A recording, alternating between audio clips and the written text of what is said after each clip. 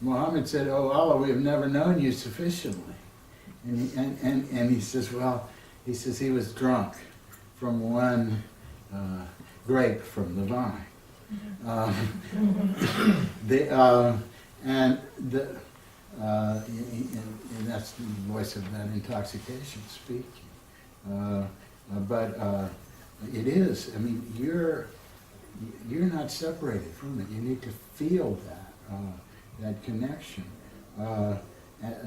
But at the same time, you're always flowing into it, and that's the yasamad, the eternity that is continuously flowed into, never ending, like you're moving toward the horizon, but the horizon is always retreating from you, and you're just always approaching it.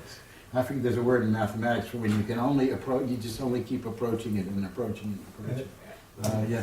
Yeah. That's the total. Yeah, that's right. That's the word. Yeah, thank you.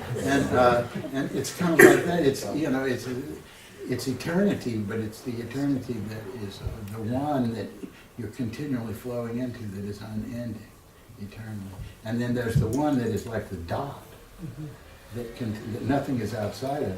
And that's what Muhammad said. All the Quran is contained in the first surah, and all the first surah is contained in the Bismillah ar-Rahman ar-Rahim.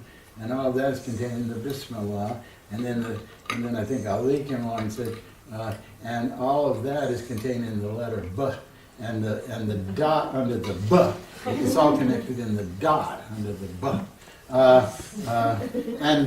because the dot, is the one. So the one, nothing is outside of that oneness, and it all unfolds from understanding that.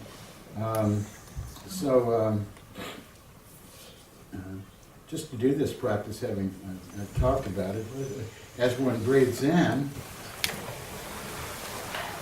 one comes into a dot of awareness, nothing outside of that dot, and that is your sense of your own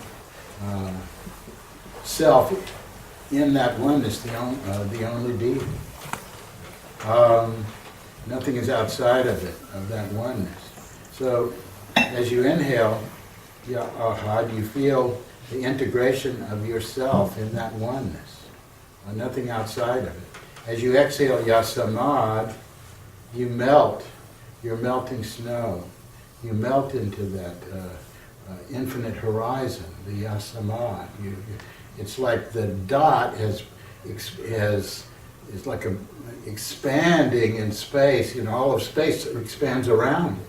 It's like a continuous circumference, infinitely expanding from the dot. And then from that place of being selfless and abandoned in that, the Ikhlas of that only being, in that oneness, you pull it together. The breath connects it. It draws it into a stream right into what you can integrate into your own self at that moment. And you feel that as a unity, as a dot. So moving from the dot in that way, as you inhale, to the exhalation of this, into the boundless oneness, continuously back and forth. Let's do this for a few minutes. Breathing in, Ya Ahad, the dot. Exhaling, Ya Samad, the infinite, being more and more infinite all the time. Toward the one in both cases, the one.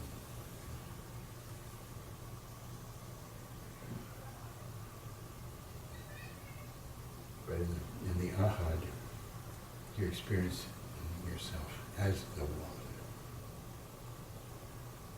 And then toward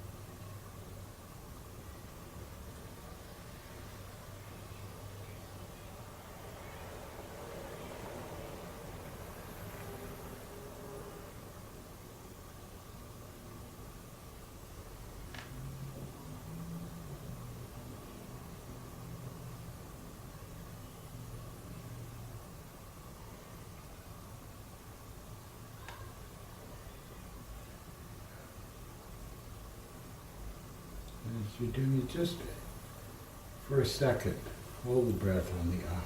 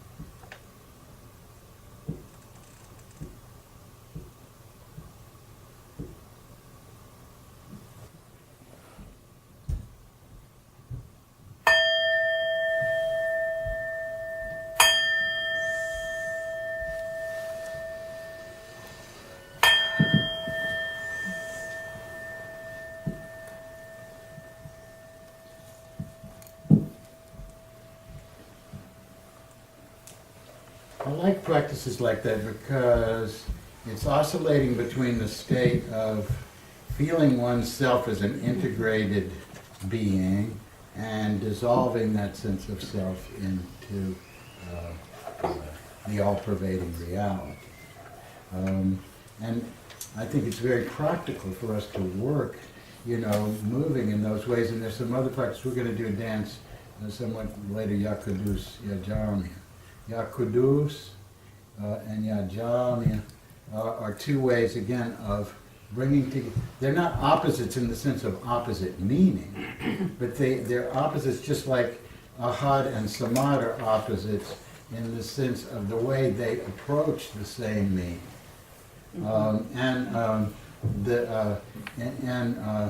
But rather than going into that, it's just all part of the overall picture, which is contained in the name Allah, the opposites in the name Allah, the opposites in La ilaha, no God, El Allahu, except the God, and the opposites of form and void, the opposites of samsara and nirvana. I mean, the opposites that we hold, in working in our lives, it's all about finding that unity which pervades and transcends the opposites, and to being able to make one's breath in the heart the vehicle of realizing that unity. Since I introduced this practice, and we're going to, rather than taking the time tonight, unless people want to go back over it, that I wanted to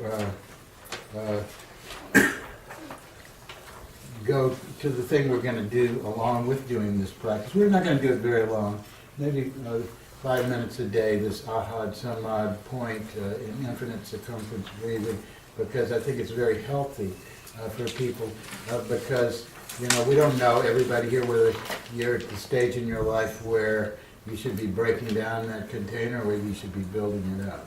So in this case, you're doing both. So that it's a very safe practice to give someone. It's balance.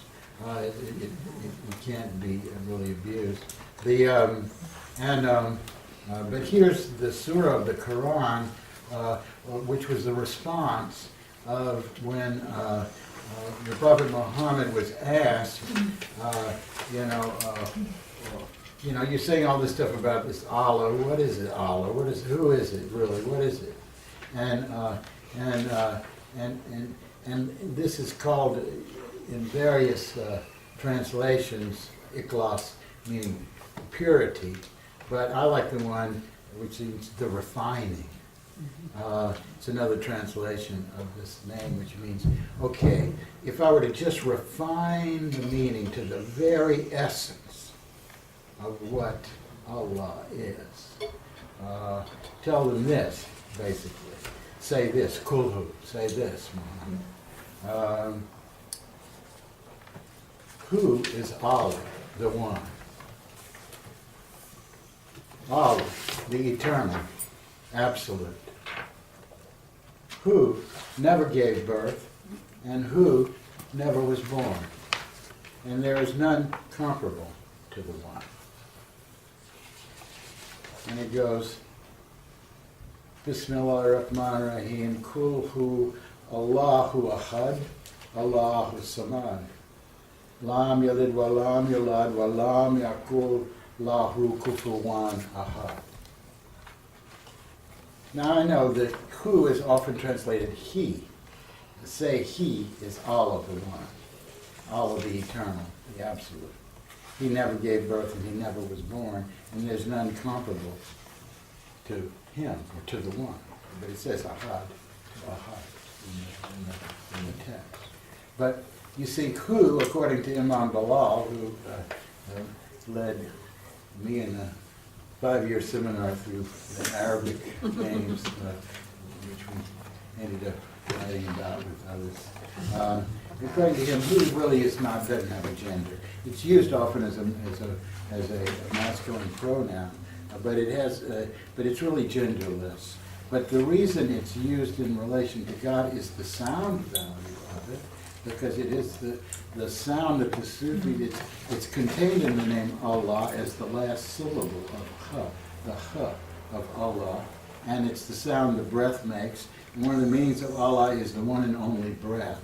And so, and then when you're doing this advanced Sufi practice of Chagall, where you're covering all the apertures of the senses and you are resting in the source of all sense, turning your attention backwards, and you're hearing all the sound that manifests as resolved into who, and all the light into the one light.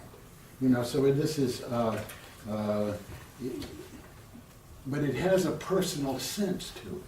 And that's why you want to translate it as he or she, you see, because it's saying, it's right there at the heart of the compassion, the secret of love that allows the only being in its boundless infinity to be the presence of love in all that exists.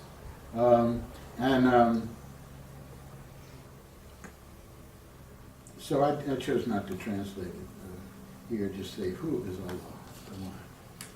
I mean, but the repetition of this, I mean, the fact is, if you refine the essence of the meaning of God, and you just say, you know, eternal, absolute, oneness, ahad, samad, hu. Basically, that's what he's saying. It's the who, which is eternal, absolute. It's no different from Allah, which is this love, which is beyond mind, filling everything. It never gave birth to anything outside of itself. This whole universe, this whole manifestation, from the who, from the absolute condition, never was the creation of something separate from. It didn't beget anything. You say, okay, now I'm 2, I gave birth to this, and now I'm 3, and I've had more children or whatever, you know, I mean, something outside of me that bears my mark. No, he never gave birth. Who never gave birth, and who was never born? I mean, it didn't come into existence. It always was, and it didn't create anything outside of itself, because nothing is outside of itself. So, in that sense, I mean, if you had a time-lapse photography of the billions of years of the universe, really speeded up fast, you know, all this manifestation would just be blip, blip, blip, blip, blip, blip, blip, blip, blip, blip, and then space. You know, and that's what they call Vishnu sleeping in the waters. You know, the cosmic waters, you know, the boundless, infinite vastness, formless, absolute, never born, never given birth, but wakes up to its own self. You know, in this rhythm of endless creation, becomes self-aware. And that self-awareness produces this love, which leads to this whole expression of self in the breath that is the breath of creation, but which really is the eternal movement of that one and only being into individuation and back into universal oneness. But this is, again, philosophical. I'm talking philosophically. Don't worry about it. If you do the practice, you get, you know, you don't have to, you know, Mercy says Sufism is 2 parts bhakti and 1 part jnana. In other words, 2 parts finding union with the God reality, the oneness, through love, and 1 part through knowledge. You know, so we're mixing it up here, but, you know, because without wisdom, love can lead you into a blind alley. You know, just following your feeling, you know, can lead you into many difficulties. But if it's guided by wisdom, then it only leads to unfolding. So, Wali, the interesting thing is that actually this past month I've been singing the Sura Ikhlas just about every day and chanting Ahad and Samad.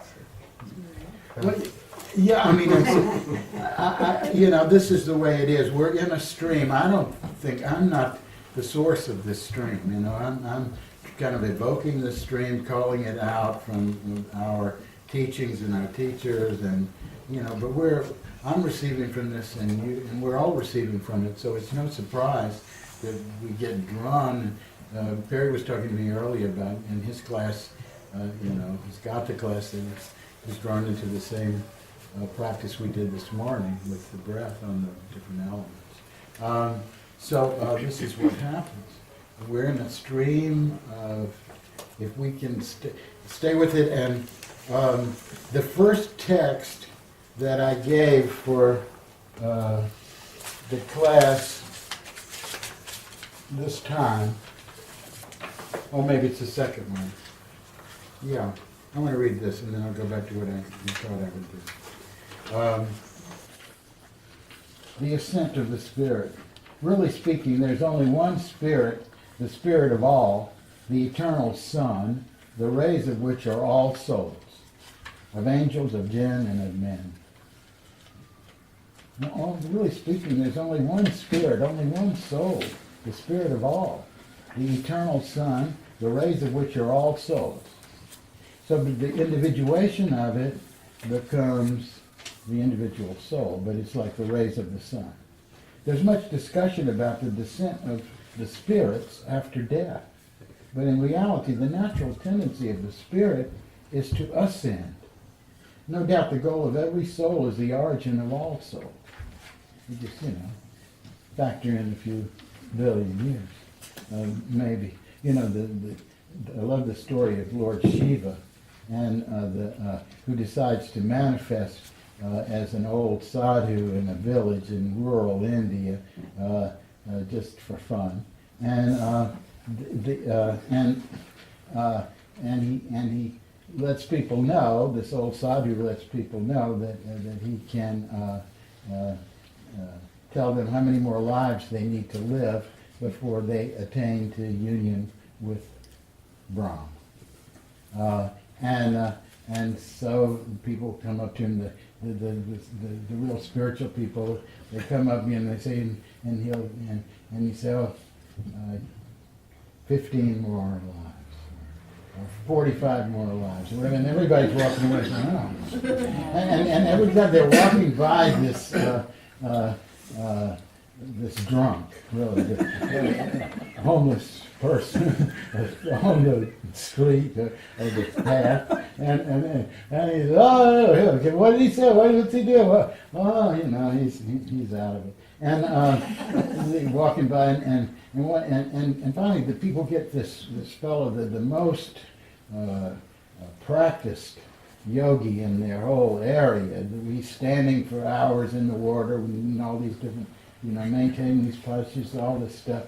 And they bring him to see this sadhu, and the sadhu says to him, Shiva in the form of this old sadhu says to him, he says, yes, you've done a lot of practice. Only 4 more incarnations for you before you. And the guy leaves kind of crestfallen. He's walking, and he says, oh, well, what did he tell you? What did he tell you? What did he tell you? He goes by the drunk. And he says, you go ask him yourself, And so he says, okay, I will. So he goes up, and Shiva, in the form of the sadhu, he looks at him and he says, you've covered over your soul with so many layers of filth, and from your neglect, and so on and so forth. It's going to be 7,843,000 incarnations before you attain union with Brahm. To which the drunk stands up and starts dancing. And he says, you mean there's a place for me in this universe to have union with Brahm? And he starts dancing and shouting, celebrating, and Shiva confers it on him right then and there. Yeah. I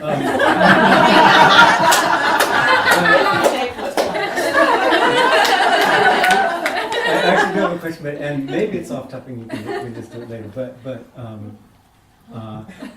it's probably off topic. But it's about Jemal and Jelal and Kemal. I was talking with yeah, that's my next subject. Okay, go ahead. Okay. So really, I had read that it was somehow. So it's like a really elemental question: is it perfection or is it chaos? What, Kemal? Kemal. Yeah, it depends on how you look at it. Okay, and so I'm just going to confess, this is confusing to me. Okay, we'll get into that. I want to finish this, okay? I broke off to tell a story. No doubt the goal of every soul is the origin of all souls. Knowing that, really it doesn't matter if it's 7 million incarnations or 4, I mean, you're going to the same place, and if, you know, so, I mean, the drunk had it right, you know, I mean, celebrate, you know, that, you know, you're destined for unity. You're destined. You're a soul. You're destined for unity.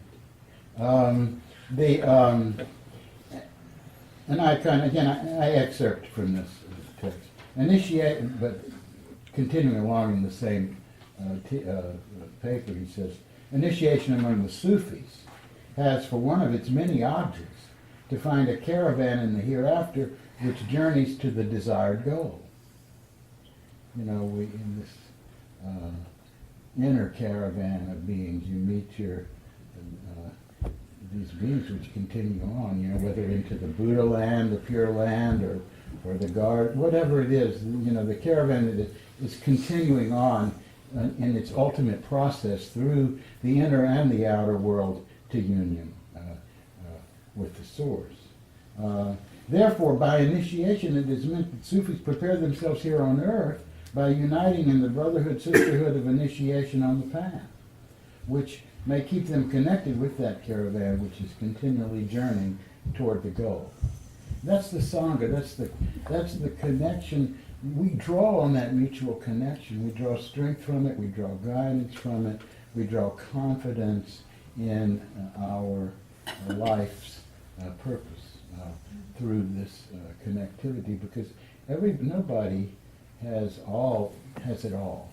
Everybody has a piece of it. But when we practice as a whole, then we have something that we could never have accomplished alone. And that's what happens within a lineage or within a group of people, you know. I mean, things start getting accomplished that, you know, are the result of many people with different perfections and qualities that they've developed, you know, with a sympathetic attunement, creating this kind of inner caravan that is moving inexorably toward the goal.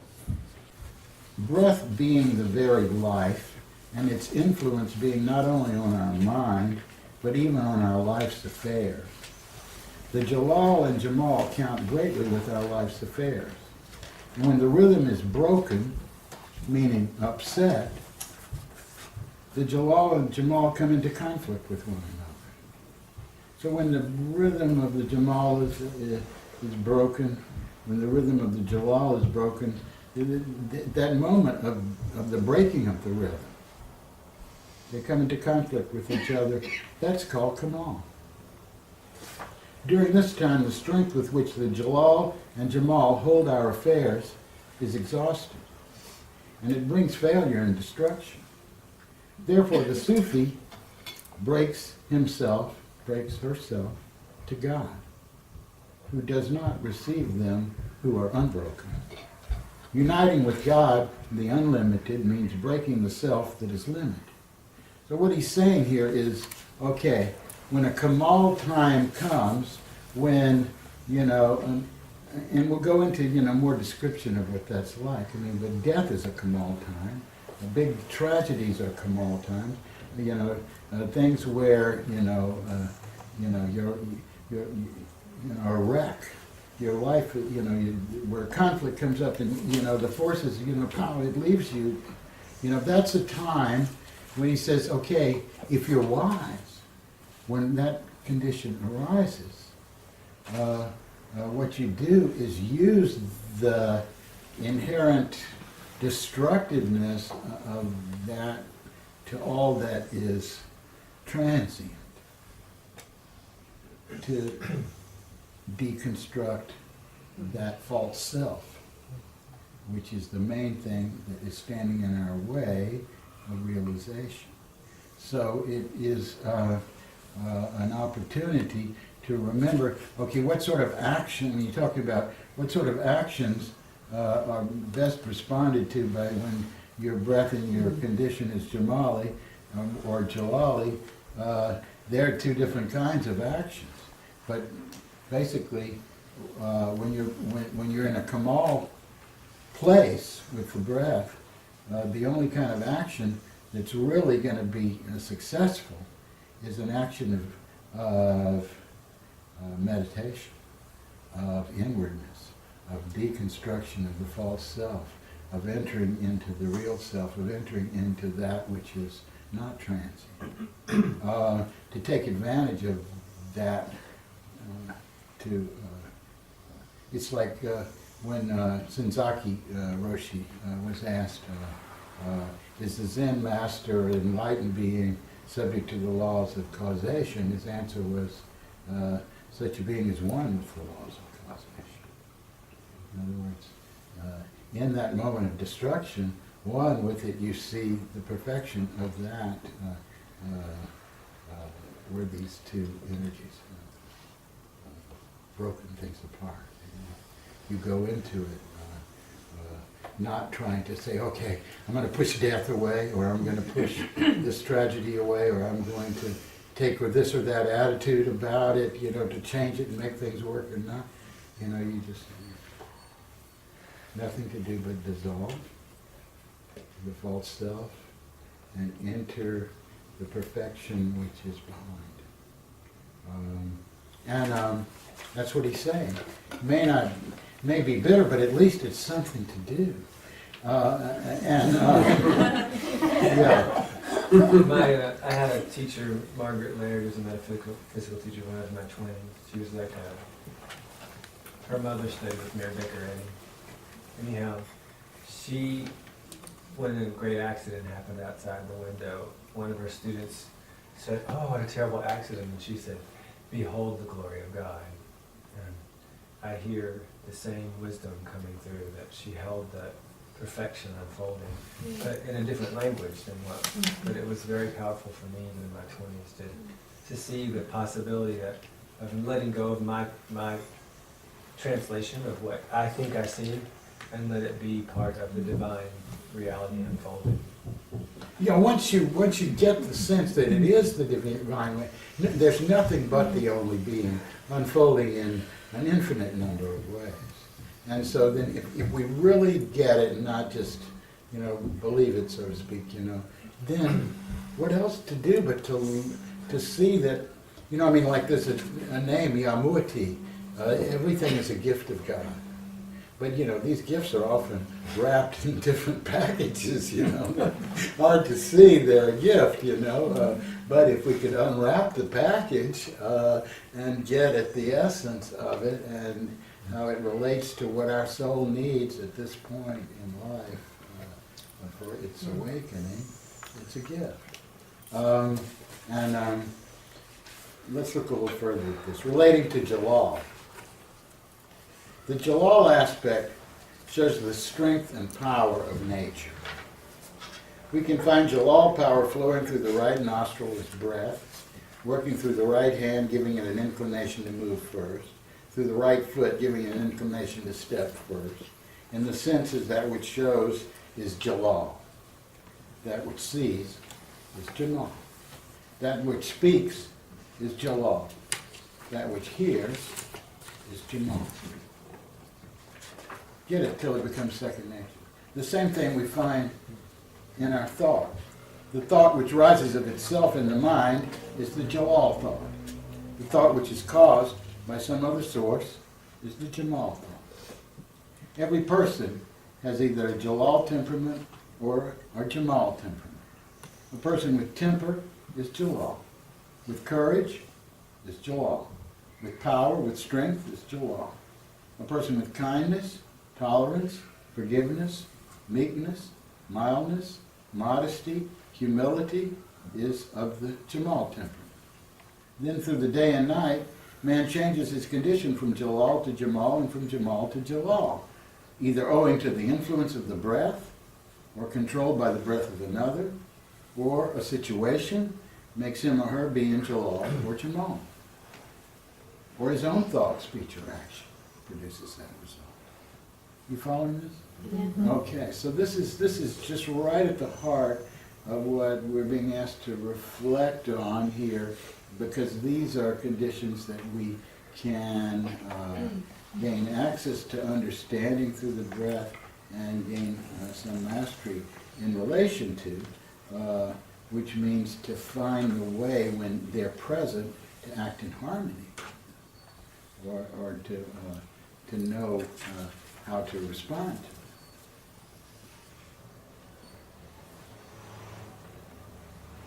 In war, the offensive is Jelal and the defensive is Jemal. In trade, the purchaser is Jelal and the seller is Jemal. On the stage, the performer is Jelal and the audience is Jemal. Jelal has a tendency to be active, and sometimes it acts beyond control. Therefore, in the capacity of Jelal, a greater control is needed than in Jemal. For everything that runs quickly is in danger of falling. Among the Sufis, there are two kinds of adepts, Jelali and Jamali, and each has their own line of progress and action. They are not called that way for their temperament, but for their method of progress and action. In other words, your temperament may be one thing, but your method may be another. The Jelali among them, with their great psychic power, can prophesy and cast out devils and heal and control the world and heavens according to their development. They are mostly among the dervishes, fakirs, and sometimes they are called rind, when they are under a guise which deludes the pious, keeping them from going near them. Now, this is at the extreme of a Jelali adept, and they're often called madzubs, God crazy, but there may be different levels of being such a being, of a rind. Basically, if you look at the outer part of their life, you would never identify them as spiritual, but inwardly, they are part of the inner spiritual hierarchy. I mean, they're moving things in the inner world, so the thing is, because people at a certain stage of being out of control with this energy, and yet developed in their inner consciousness, then a lot of the awakened beings say, okay, if you can get them, if you can harness their will, if you can get them, their attention, really, because where's their attention? Their attention isn't here. And if you can get their attention, then it can be, there was one famous madzub that the king tried to always get, if you could get him, to be playing shooting cannons when they were having a war, then they would be, sort of thing. But but you don't have to go that far. I mean, like Murshid Sen, for example, his method of accomplishment was very much Jalali. He was on the path of the master, not the saint. And he writes about how he found that when he understood that, everything changed for him. Rather than always taking the path of resignation and surrender, he took the path of overcoming self and mastery. So you're saying his temperament was more Jemal, Jalal. but his starting temperament was more Jemal, but then his practice, his method, his path was Jalal. You said it doesn't have to be the same. It's certainly in the beginning of his life he was totally Jemal. He was incredibly Jemal. He was very inward and not at all expressive. And that changed when he received a very powerful manifestation from Asra Inayat Khan, and he said that became the strength of his whole life.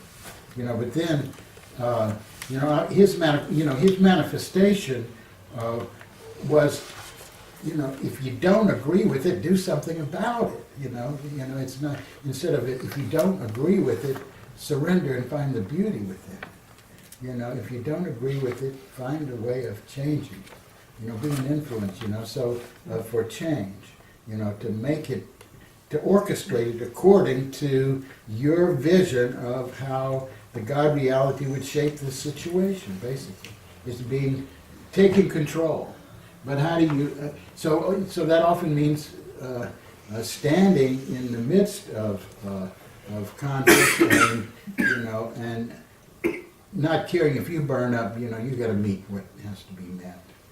With in a way that that masters the situation. But my point is not to talk about him, except I knew him, so I have this sense of how he's informing us in a different way, than a lot of other people may be. But let's just go a little further. The Jelali have this great psychic power. The Jamali are the ones who are with God throughout the day and night, who love and repent and bless and serve and glorify the name of their Lord and guide their followers through all difficulties in the spiritual path and draw people to God from the struggles of life. Their way is that of the saints of the past. Now, so does that mean that only Jamali types are spiritual teachers? No, but if you look, for example, at the history of but they'll attract more students, for sure. They will definitely attract more students. In fact, the big branching of the Chishti order occurs with Ali Sabri. So you get Chishti Sabri and Nizamuddin Auliya. Nizamuddin Auliya had thousands and thousands and thousands of people who went to him for teachings for years. Was totally of this nature of nurturing all. Ali Sabri ended up with one disciple who could stick with him, and yet he becomes, that was all he needed, was one, because that passed forward this transmission.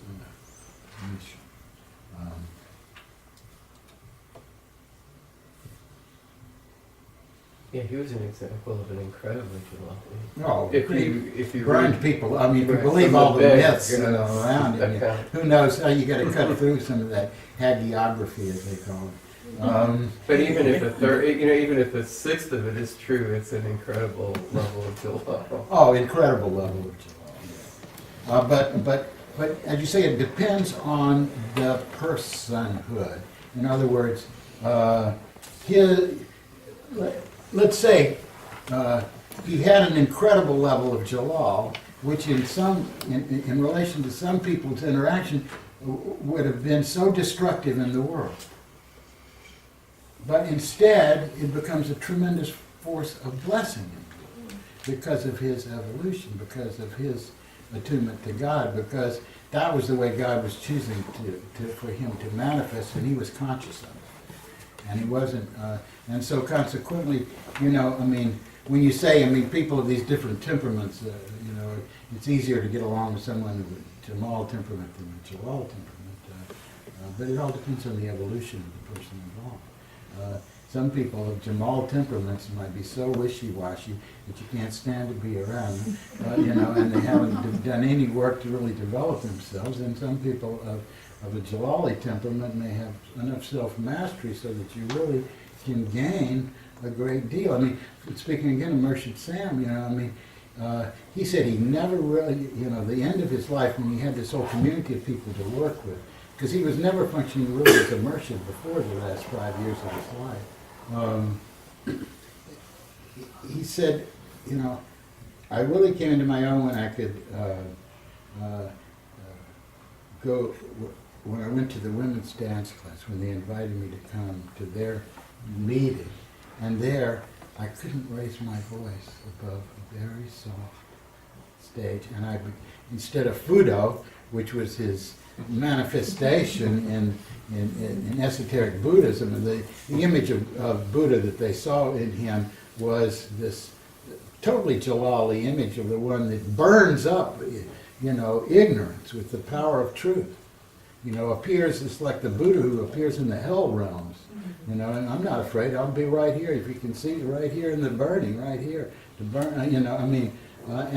And that was the way he always approached these. I mean, he would go to a lecture, you know, I mean, and you could say, you could feel him rumbling just in the back, you know, the energy with his breath, you know.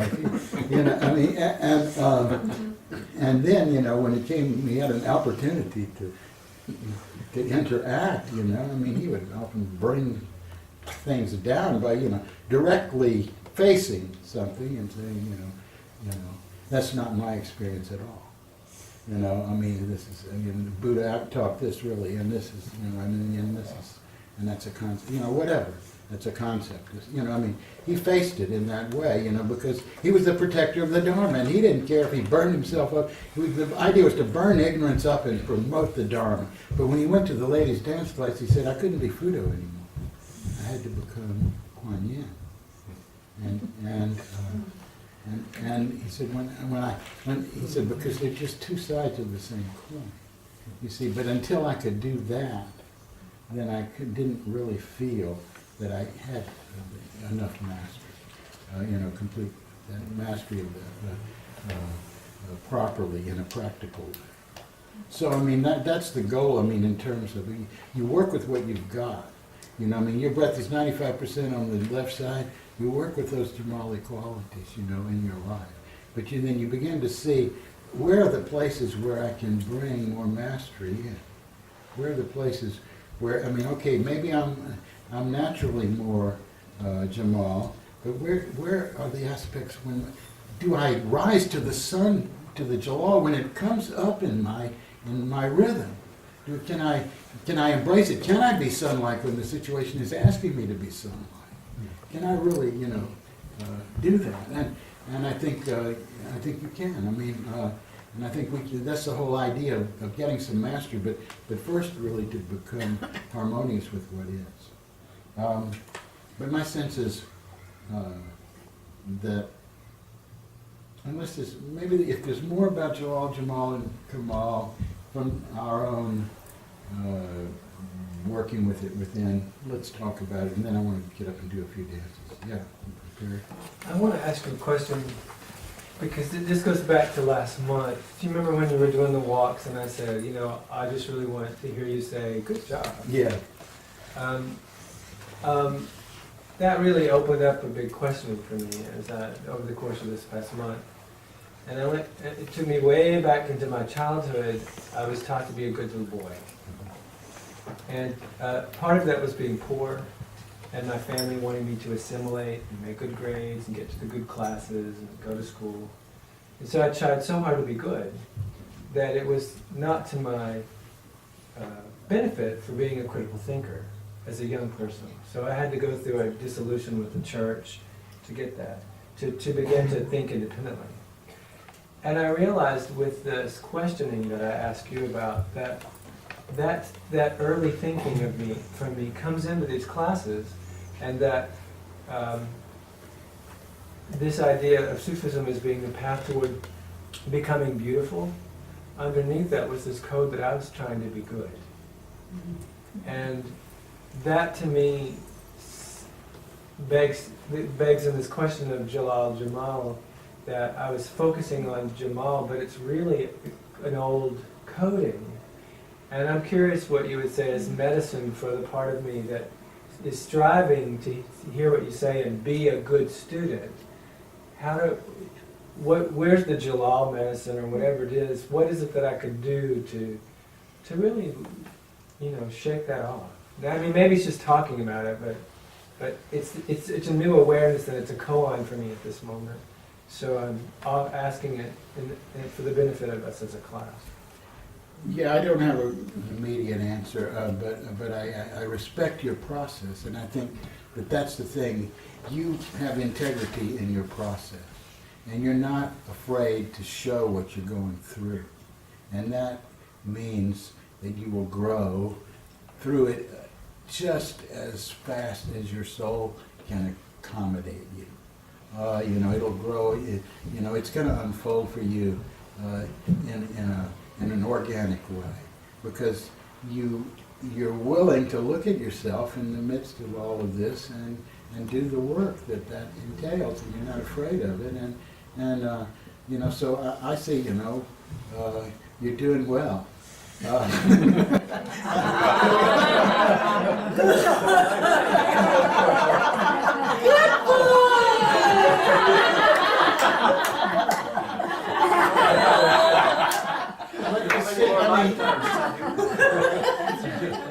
Because we all, the one thing a teacher does more than anything else, I think, is to give people the sense of being seen and accepted, that they are worthy and that they are doing well. You know, I mean, and, you know, so I mean, then the critical side comes in when you're trying for mastery, you see. And then, you know, and so you say, okay, this needs, you know, try doing this, you know, because then that'll give you more mastery in this other area. You see. And but as soon as you identify something in yourself that needs to be changed, we go to that place of, well, there's something wrong with me. And that experience of being judged and or judging yourself. And so that's why you have to be really, you have to have an understanding. I mean, you know, I mean, like, I hope people understand. Now, I'm walking in the footsteps of Mercer, who had mastery when he was teaching certain things, and he just cut through. And you know, but it's with that intention of trying to offer people a vehicle for getting beyond some of their more comfortable boundaries that they live in. And it's not with any sense of judgment, because if the teacher has any credibility, it's because he or she feels at one with the student and is not, you know, asking them to do anything that they wouldn't do themselves. But the important thing, as Icahn says, is to never lose touch. Once we've broken ourselves, broken our notion of, you know, the eternity of this transient entity that we have configured here,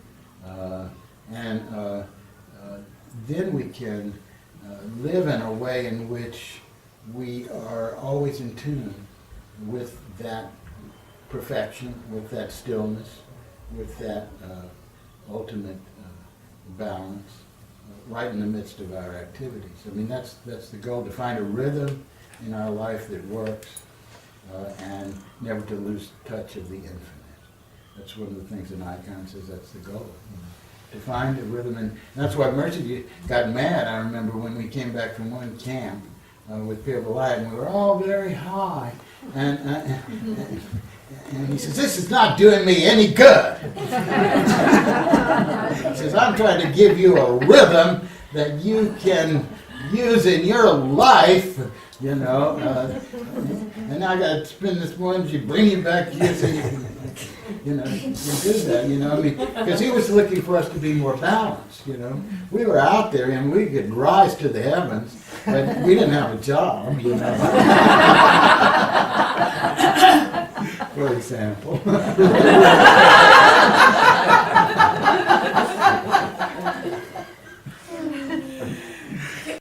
I want to have a lot of things to accomplish in the next, you know, hour and 15 minutes, so I'm not going to worry about it. But I do want to present some more from some of these texts that we are reflecting on and studying, and also to go over the practices and the practice schedule that we have. And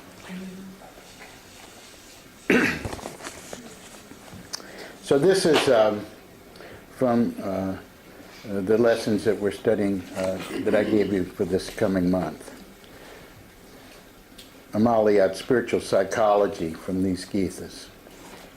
The power of thought is sometimes greater than the power of word and of action, although the thought with word is greater, and the thought and word together with action have still greater power.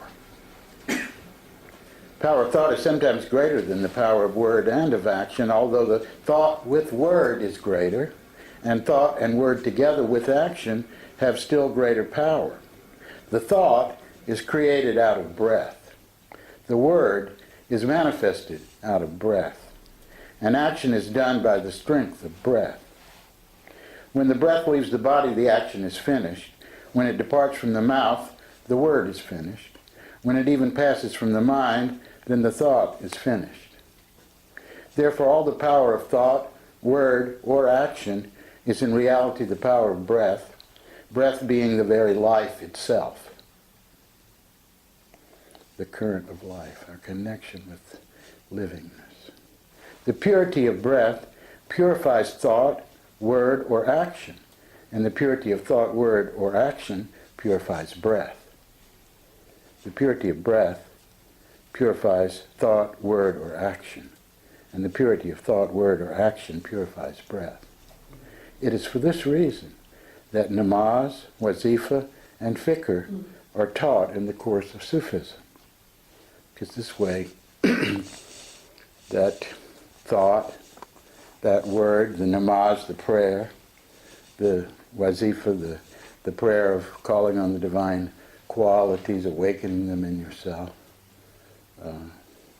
Fikr, we've been practicing. The refined breath, aware, awake in the heart, rhythmical, remembering presence on it, divine presence. So these things purify breath. They all work. It's a mutually purifying situation, just like you can get on a slippery slope where everything reinforces the falling away of stuff. This is why, in a course on breath, we're doing dancing, we're doing wazifa practice, or we're doing prayer, because that helps bring the breath into a condition that is more natural, more able to connect in these different spheres that we want to connect with.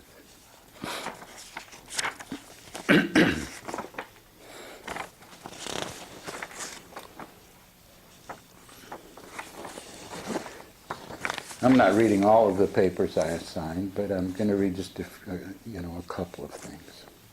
This is from the lesson that I drew from the Gita's on Muraqaba, or concentration. As the sun has rising, zenith, or zenith, as the sun has rising, zenith, and setting, so the mind has the above three states, rising, zenith, and setting, coming alternately. Uruj is that state of mind when a person thinks with energy and enthusiasm. I am going to do such and such a thing. This state of mind produces such a force and power in order to create its object that in its excess it produces such a mist that the faculty of reason and justice is often dimmed. The enthusiasm, the rising energy, the uruj,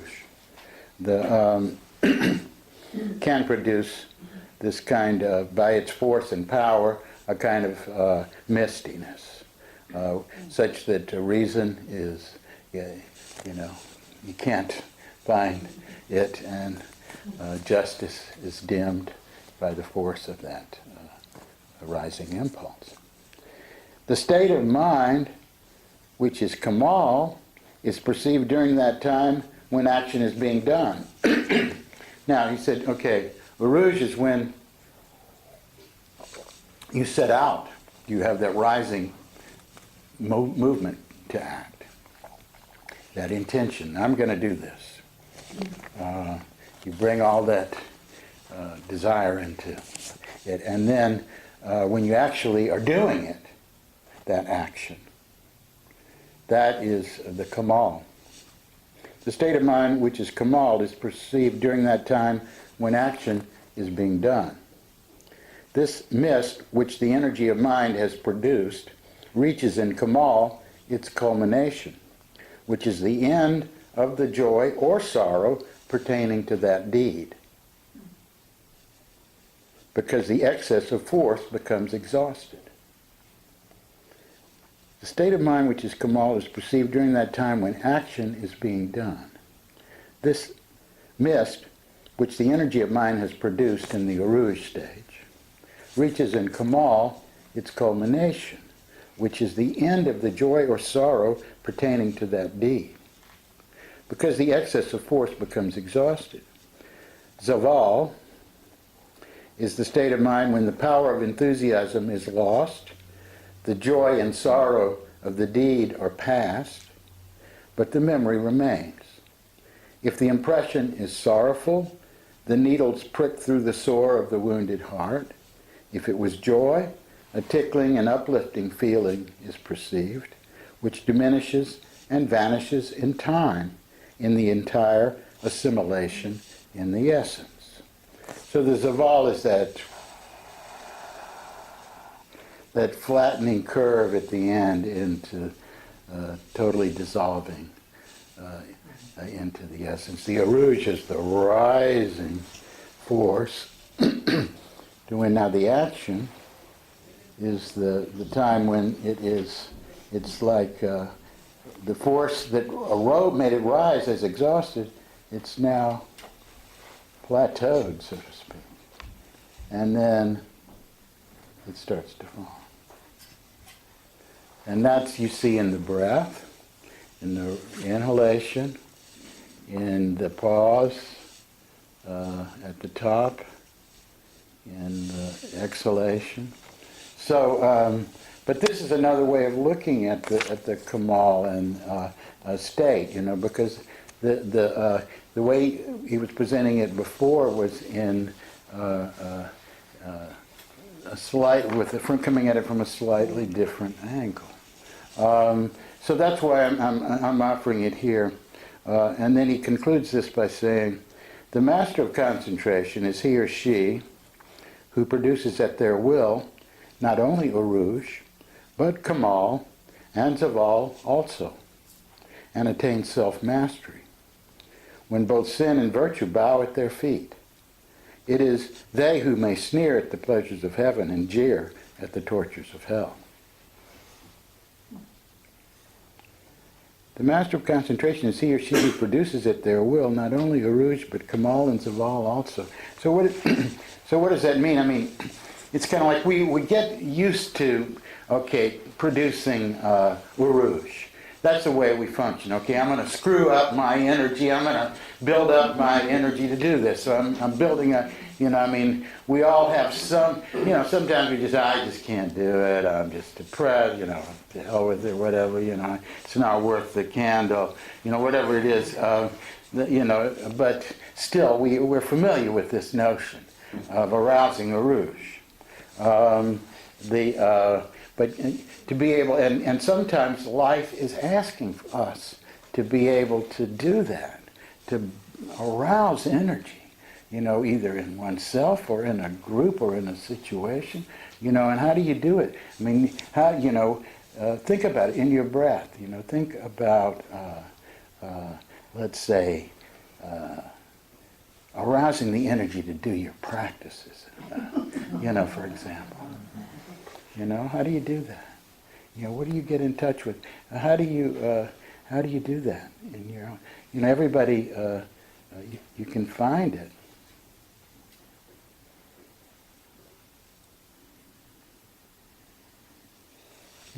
We all have a way of reaching in when it's something that we know we want to do, but somehow or other our state is veiling us from being able to do what we know would be in our best interest to do.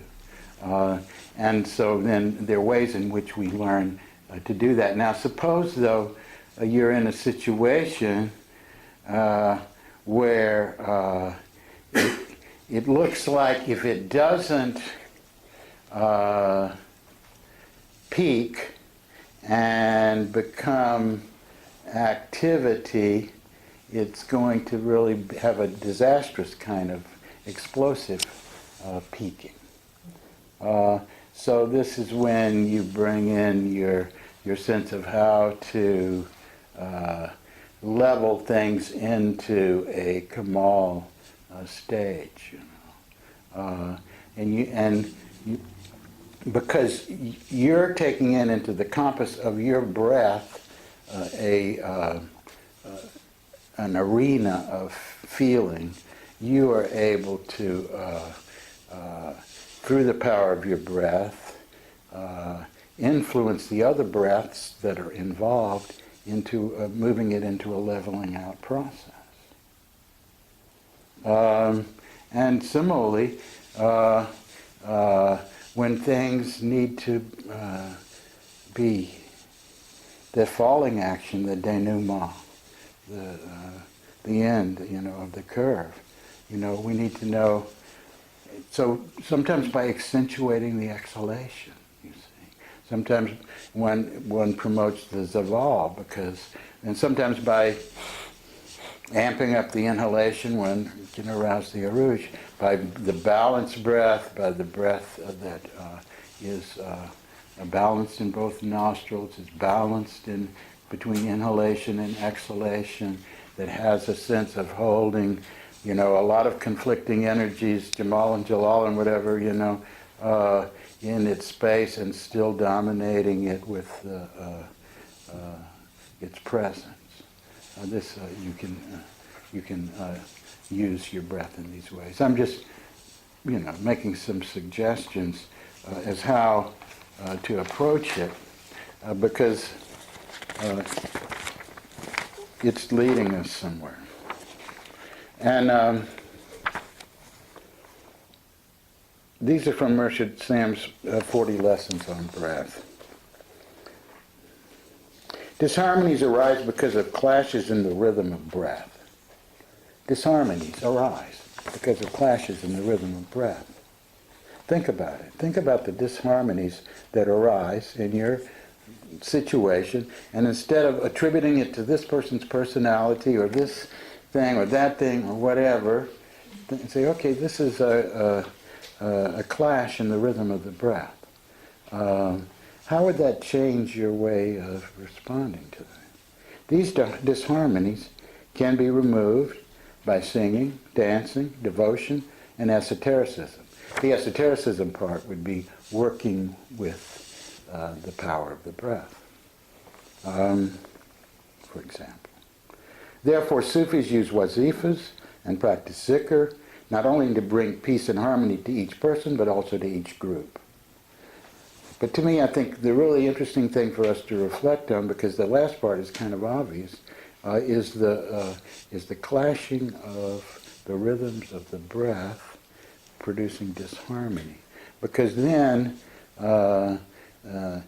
you can approach it, because a person who becomes masterful is able to harmonize and find a harmonious relationship with a whole wider range of human beings than someone who only has one range in which they're comfortable in. And so how to explore that through your own breath is the suggestion that is being given here. Both inhalation and exhalation have an effect upon the atmosphere. And it can be harmonious or inharmonious in relation to the atmosphere of another. You ever been in a, I mean, to me, it's hard to say, but it's like, here we are at the staff meeting at the Northwest Sufi camp, right? All these spiritual people gathered together, meditating, contemplating, but in the silence, we're just getting there, and then you hear it's somebody's little service dog wheezing, breathing, and this seriously, this dog's wheezing breath, which will go on and on and on forever, because that's just the way he breathes. Is dominating the breath of this 20 people here.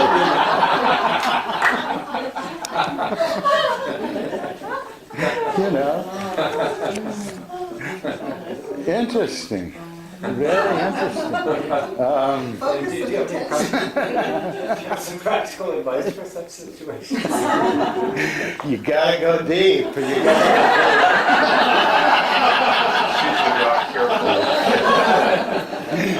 It reminds me of the story of Shaku Soyen's awakening experience.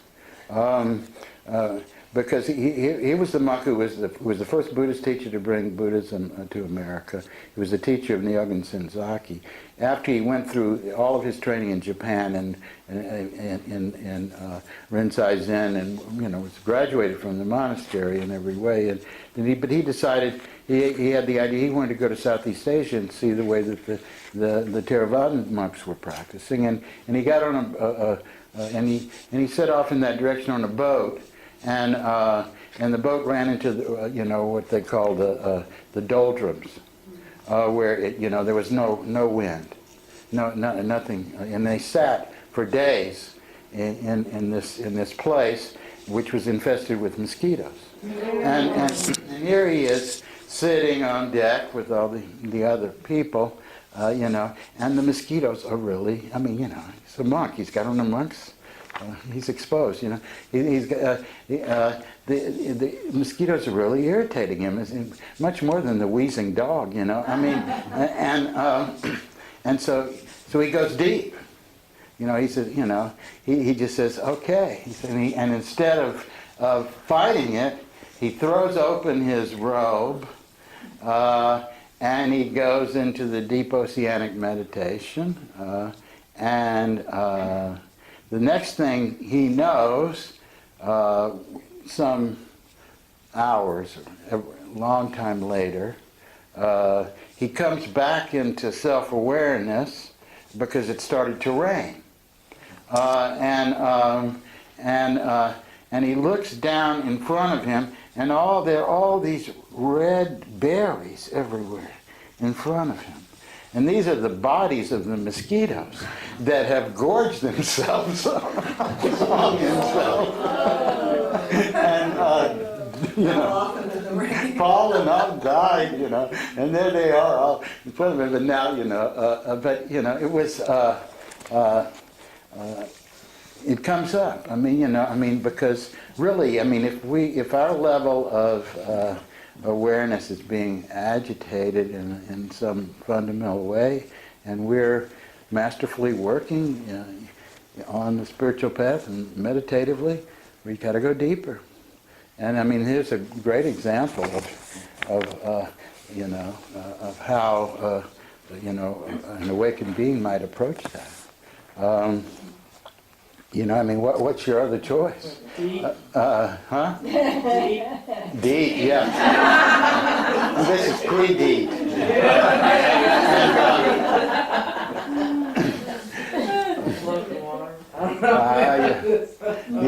You don't have to. Other than you're getting more and more agitated, breaking your speaker, doing all this stuff, harming yourself, getting more and more agitated. Okay. I got off the subject. Both inhalation and exhalation have an effect upon the atmosphere, and it can be harmonious or inharmonious in relation to the atmosphere of another. But when the etheric element is present, it transmutes the nafs, the ego mind, and prevents inharmony. The etheric breath is developed through training and grace. Now, Murshid is very strong on bringing the ether element in to the situations to bring harmony. In other words, if you bring the ether element into the earth, the experience of earth, breathing the earth, you get a sense of the sacredness of the earth, the holiness of the earth, the livingness of the earth. If you bring the ether in to the water element, again, at the spiritual level, you get the sense of the water of baptism, the water of purification, the well of the Zimzim,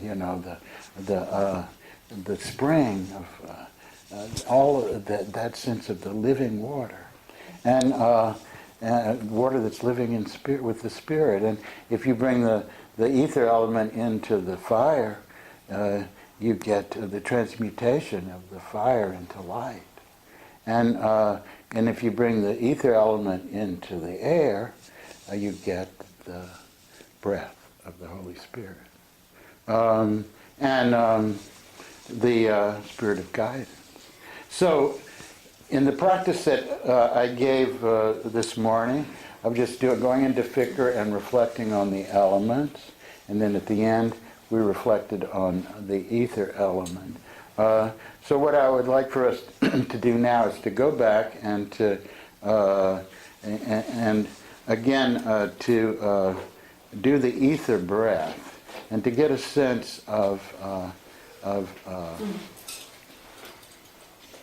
that element, and then again reflecting on the earth, breathing on the earth, and then bringing ether, combining as we're breathing the earth, then remembering the ether at the same time, and see how that changes your breath and your relationship to the element. Yeah. Are we doing the elemental breaths as we do these, or are we doing? No, we're not doing the elemental just breaths. We're just we're doing the fikr breath. Right. And we're noticing the way the different elements affect our breath and things that come up in it when we're doing it. We're relating to the qualities of the elements, and we're just letting our breath connect with earth. I think that's better than doing it the other way. So let's begin then with the ether breath. Let's see what I wrote here. Concentrate on the qualities of ether, space, such as the luminous container of space itself, stillness and pure potency. The etheric breath draws directly from the emptiness, which is full of light and life, and which points to the nature of your soul. One should feel there is enough space for your life. The breath is somewhat hidden and mysterious. It may be imperceptible, as if breathing through every pore of the body. What the main thing is, again, we're practicing connecting.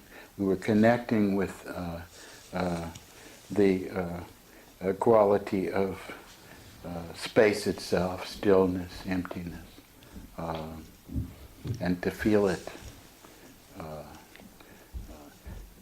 We want to really refine our breath. So beginning with a long, refined breath, we begin to refine it even more.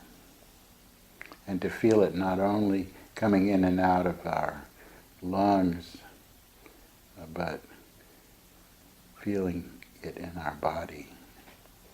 The breath is slow, almost imperceptible, and very refined.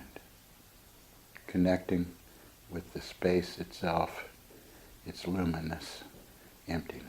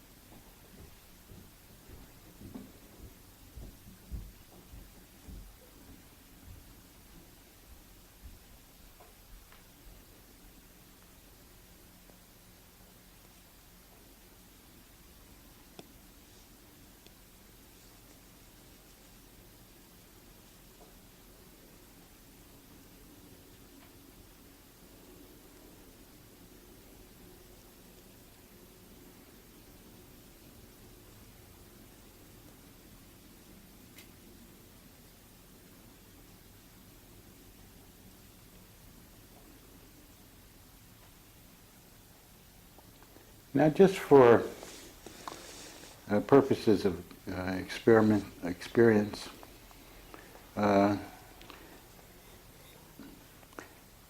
like you to, as you just breathe in and out now, we're just leaving behind the ether, we're going to bring it back. Okay.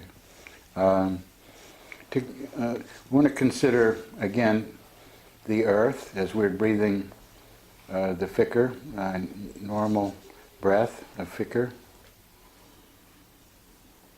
and considering the earth, but considering the earth now, connecting with the earth in terms not just of its positive qualities like service and steadiness, but the difficulties that come up with our engagement in the earth. It's getting stuck, getting unable to move, inertia, depression, fear, too much caution,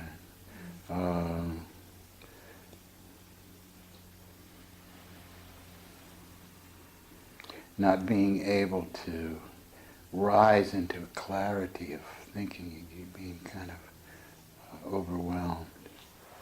Those elements of earth, along with its, just, as they might come up in your life.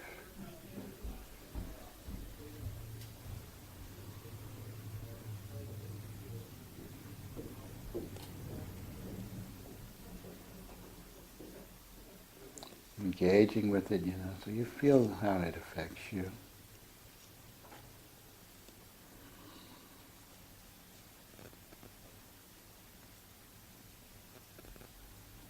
Slogging through the mire, I always say, being a mire myself.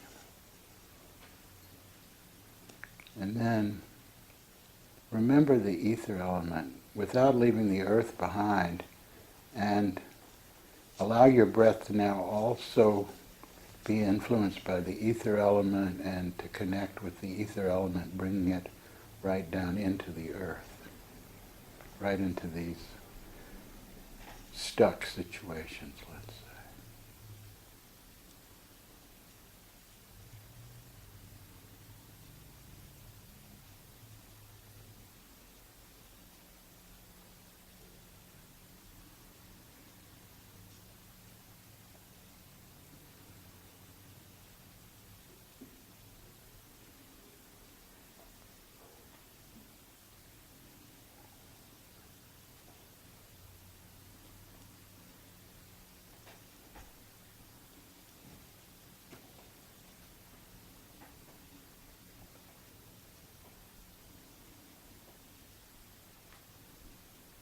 Okay, that's long enough to notice some difference.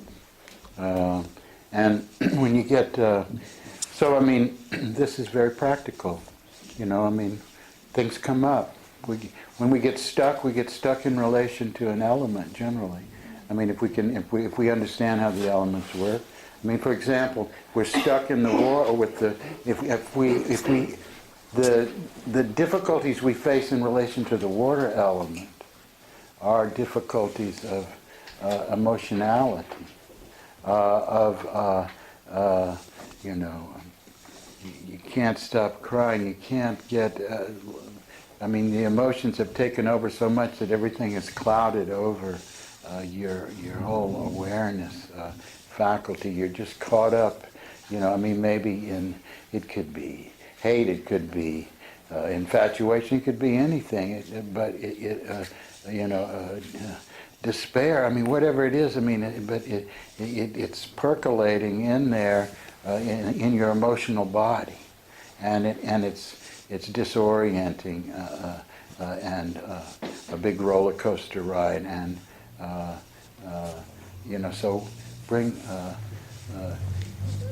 I'm just kind of freewheeling it, but the areas in the areas where difficulties come up in the realm where the positive qualities would be things such as liquidity and ease and heart feeling and cohesion and the natural downward flowing of the water, but where is it that, emotional confusion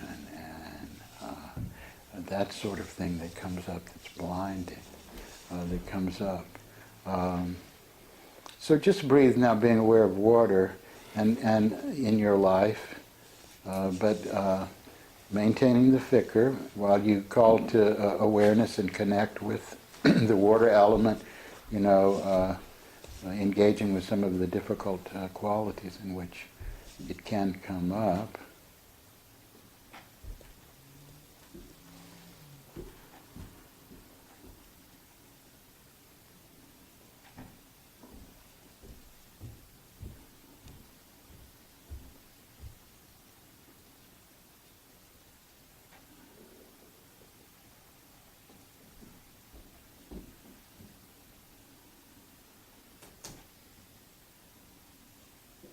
And then, again, remember the ether, and at the same time, engage with that emptiness, that light.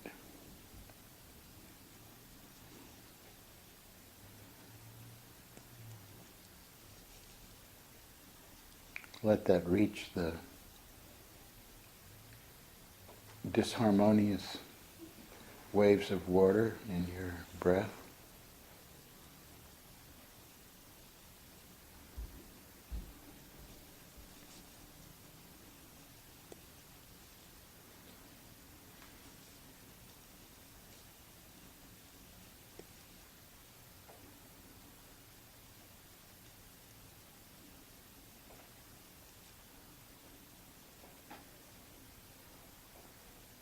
Again, that's long enough to get an impression of it. I just want to take you through this as a way of approaching this, practically seeing it in the midst of your life. And when you do see, that you're agitated, I'm not going to go through each of them, but if you were to going through fire, it would be in aspects of where anger, you're just ruled by the reactivity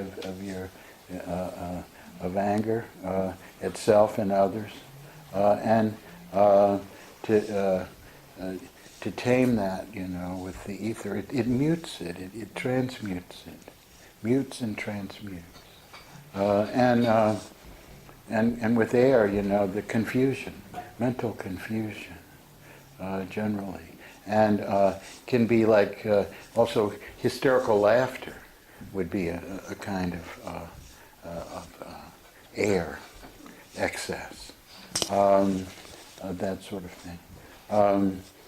But again, to experiment with this, working with the elements both in the very positive way, but then also in the Course when it comes up for you, when something comes up for you, and you can look at it and say, okay, this is in the sphere of fire, or this is in the sphere of air, and and I'm going to bring into this the feeling of ether. Let it penetrate into the air.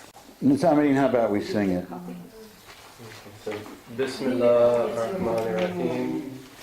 Hu Allahu Ahad, Allahu Samad,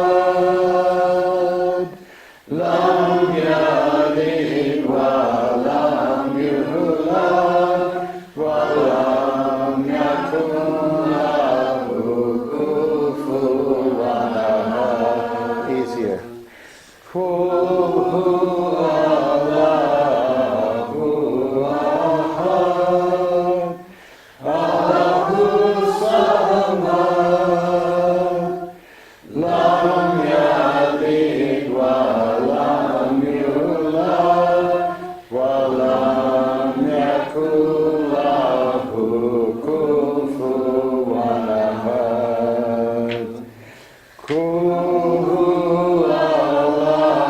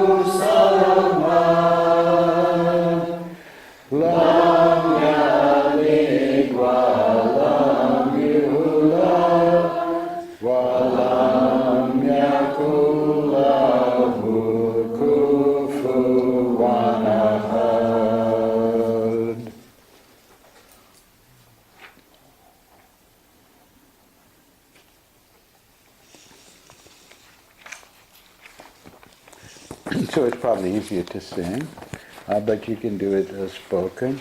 And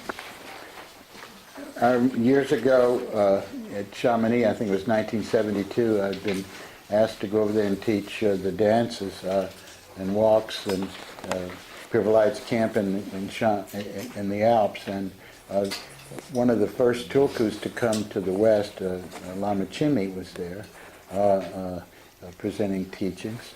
And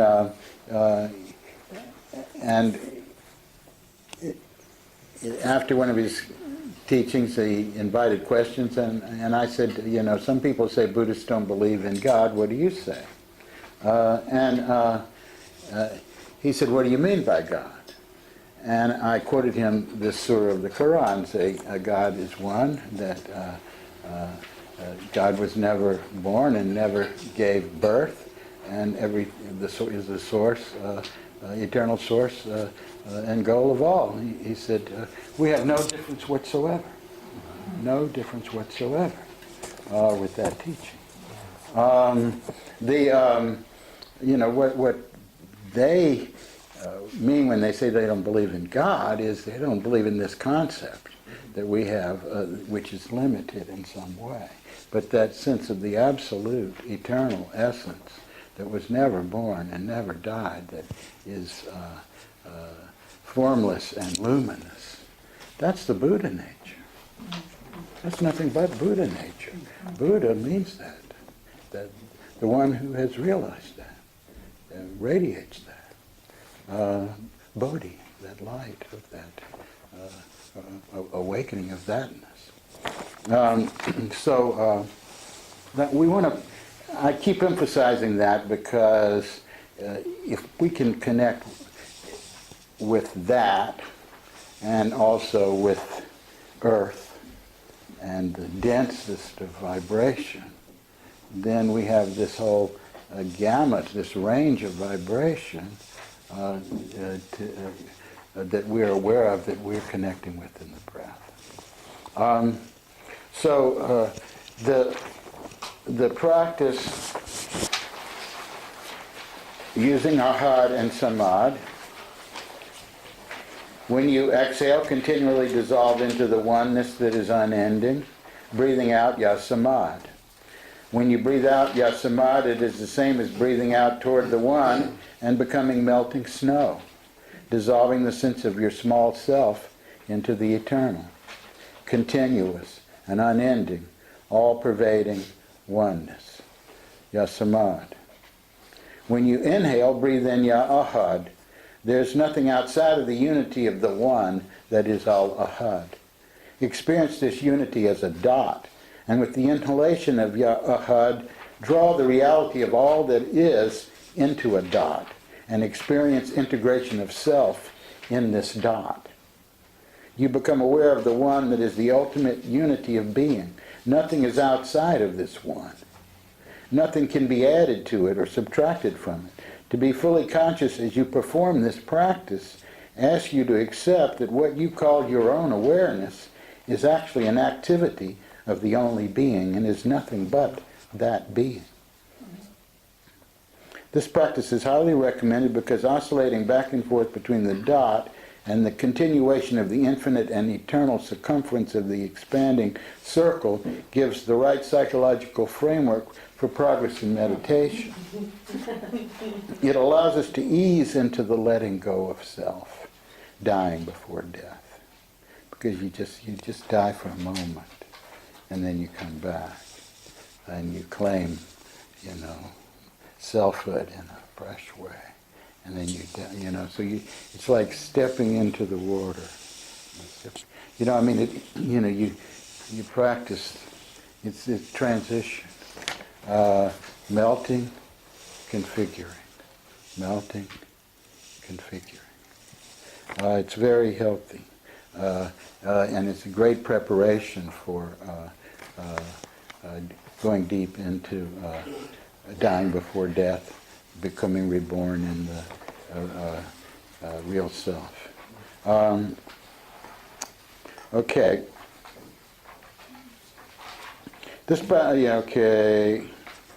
The The Sufi invocation uses all of these levels of meanings of the one. Now, so this practice you could do I mean, you could break up your practice into 2 periods in the day, or you could or you could extend what basically is maybe about 20 minutes or 25 minutes of practice to about 35 minutes or 40 minutes of practice. But basically, that's what we're doing, is adding another bit to the practice. Not a lot. This is just a different way of, number 6 is just a different way of doing the Toward the One walk when you do it. Instead of already visualizing the destination, this is focusing much more on the light that you're throwing on the path. Where the first one was focusing on Toward the One, mostly in the sense of being drawn toward that destination, and you're really drawing that destination toward you, like in your experience of going to the field with the cows in it. Somehow or other you were just drawn there. But that's that way in which the cobra, as the yogi studied, draws the mouse into its mouth. And just by the breath, it doesn't even have to move. So the yogis really went to school on the qualities of the animals.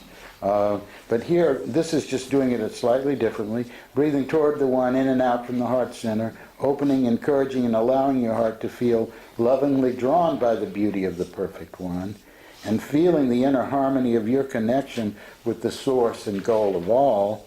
You radiate the light ray of your intention on the path of your life. So it's really focusing on radiating, sending forth this beam of the light of your focused attention moving toward its goal. And it illuminates your path, and you walk like the sun toward your what you're connected with when you're invoking the one. But you're in this walk, you're just concentrating more on the sun aspect of it than the moon aspect. And that was that walk. We did the walk this morning. Yeah, we did, yeah. That was what we did this morning. The breath practice is something, that should only take you a few minutes, and you can find some time in the day to do it, or segue it into the other practice period or whatever. But this is really very simple. It's only going to take a few minutes. To begin with the left nostril, in and out 10 breaths. Make this a long, refined breath with a natural pause at the top and bottom. Then do 10 breaths in the right nostril in the same way. Then attempt to breathe 10 breaths evenly balanced in both nostrils. Use these exercises to become more aware of the particular feeling conveyed by these 3 ways of breathing. I'm just trying to make it really practical. We're talking about Jemal, Kemal in the breath. Just doing this kind of exercise will make us more aware of what it feels like when the breath is in the left, when it's in the right, how challenging it is, and how balanced it feels when it's in both nostrils evenly. See, now here's a Kemal breath, in and out through both nostrils, which is really balancing both of these. It's finding a harmony within what could be a conflict, because it brings it into a balance. That's a simple practice to do. It goes on into further practices, which is called in Sufism kasab, which we will probably do in the future. But right now, I just want you to get, I'm really trying to take this at a stage that we can assimilate it, that we can repeat over these things, circle around them in different ways, come in on it, really keeping the practical in front of us. And that's because we have taken a long space for, doing this together, so it allows us to take it up in a proper developmental speed. The 8th one is just what we've been doing to make some note of in your journal, and that brings me to the subject of journaling. And I want to know how you're doing with it. Yeah? Yeah, I'm doing it. Yeah. I've been listening to the MP3s, Mm-hmm. and so take notes and stuff. And then I have reactions or responses to the MP3s or to the reading. So that's kind of a learning thing. And then I've been writing down impressions of the horror walk. It's been the one that I've had the most fun with, as far as pretty immediate responses. I've enjoyed that one.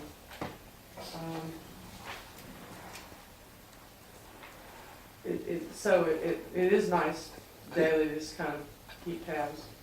Yeah, well, you're doing it daily, and you're getting some benefit from it. It's kind of objectifying. And then if you look at the whole period of a month, and then several months, and so on, you begin to see things that you're noticing that change and how that develops. Other people have anything to share about it? I mean, people that are finding a lot of difficulty even writing one thing down. Yeah. I noticed in my journaling, and it helped me to pay attention to this, is, you know what you were saying earlier about how you noticed you stop breathing under certain stressful situations like driving, for instance. And I noticed that also, that I wasn't breathing. And so I started paying attention, and I journaled about it, and that, sort of helped me ground in it. The driving for me is actually the really, really nice, for me, a really nice place to do my breathing, because I can just do it rhythmically and concentrate, and Yeah, me too, and it's a good place. And the one practice you can always do when you're driving is toward the one. Just to come fully into awareness of your breath and being present in this moment. That's that sense of one-pointedness, and focus that first level of doing toward the one brings. And that's the practice you can always do. You don't have to say the phrase toward the one, you just come into that awareness. The phrase toward the one just reminds you to come into that awareness. Let's dedicate the merit of what's been wholesome in our coming together here for the benefit of all beings. May all beings be well. May all beings be happy. Peace. Peace.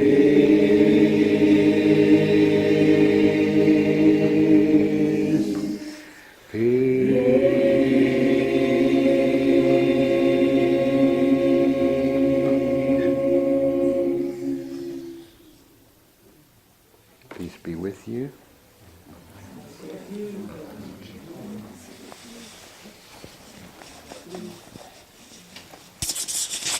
And if you're hitting the road toward the one,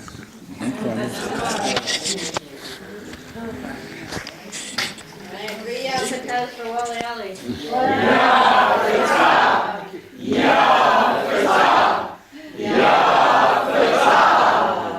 Thank you.